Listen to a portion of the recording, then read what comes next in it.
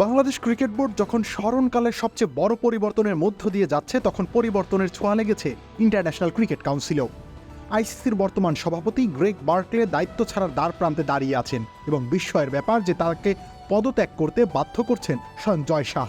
Board of control for cricket in ইন্ডিয়ার secretary Jay Shah আইসিসির প্রধান হওয়ার আগ্রহ প্রকাশ করেছিলেন, সেই সাথে জানিয়েছিলেন বোর্ডের বাকি সদস্যদের সমর্থনও আছে তার পক্ষে। এরপরে মূলত সরে দাঁড়ানোর সিদ্ধান্ত নিয়েছেন বার্কলে।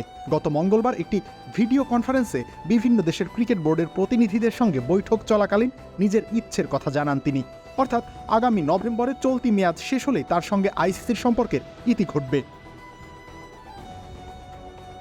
এর আগে 2020 সালে প্রথম আইসিসির চেয়ারম্যান হয়েছিলেন এই ক্রিকেট কর্তা। এরপর 2022 সালে পুনরায় শপথে নির্বাচিত হন তিনি। চাইলে তৃতীয়বারের মতো প্রতিদ্বন্দ্বিতা করতে পারতেন, তবে জয় শাহর সৃষ্ট চাপের মুখে বিদায়ের পথে হাঁটলেন। অস্ট্রেলিয়া এবং ইংল্যান্ডের মতো খামেরা তো দাগ হয় কিভাবে? এই যে ভাবি, দাগও যাবে রাগও যাবে, নিন চাকা সুপার হোয়াইট। প্রভাবশালী বোর্ডের প্রতিনিধিদের সমর্থন আছে বিসিসিআই সেক্রেটারির প্রতি। আইসিসির গঠনতন্ত্রে সম্প্রতি কিছুটা পরিবর্তন এসেছে, তাই অন্যান্য বারের মতো 2 বছর নয়, বরং পরবর্তী চেয়ারম্যানের মেয়াদ হবে 3 বছর। এক্ষেত্রে জয় শাহর আগামী 3 বছরের জন্য আইসিসির প্রধান থাকাটা প্রায় নিশ্চিত, যদিও আগামী বছর বিসিসিআই এর পদ হারাবেন তিনি। চলতি মাসের 27 তারিখের মধ্যে চেয়ারম্যান প্রার্থীদের মনোনয়ন দাখিল করতে হবে। একাধিক প্রার্থী থাকলে নির্বাচন হবে অথবা সরাসরি দায়িত্ব নেবেন একজন।